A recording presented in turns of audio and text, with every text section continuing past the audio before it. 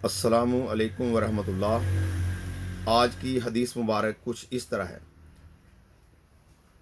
ये हदीस मुबारक मसनद अहमद की है और इसके रावी हज़रत अबू हुरैरा रज़ी अल्लाह ताला अन्हु है।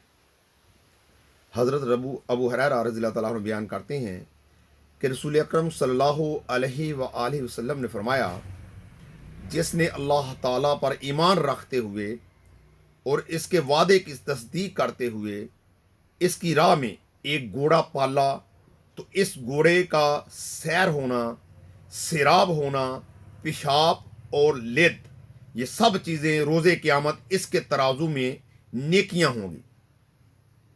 मैं इस बार फिर दोबारा रिपीट करता हूँ कि हुज़ूर नबी अकरम सल्लल्लाहु अलैहि वसल्लम ने फरमाया, जिसने अल्लाह ताला पर ईमान रखते हुए और इसके वादे की तस्दीक करते हुए इसकी राह में एक घोड़ा पाला, तो इस घोड़े का सैर होना, सिराब होना, पेशाब और लिद, ये सब चीज़ें रोज़े क़यामत इसके तराजू में नेकियां होंगी। सुबहान अल्लाह, माशाअल्लाह।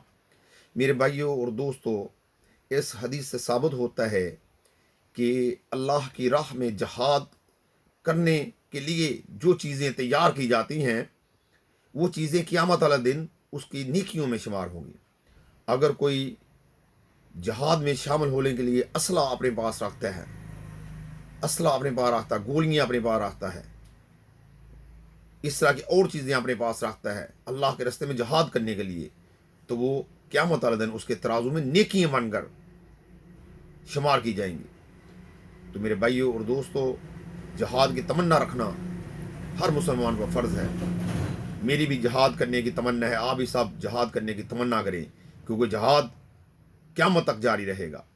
अल्लाह से दुआ है कि अल्लाह ताला हम गुनाहगारों को भी जहाद में हिस्सा डालने की तौफ़ीक़ अता फ़रमाए। आमीन सुम्मा आमीन। अस्सलामु अलैकुम वरहमतुल्लाह।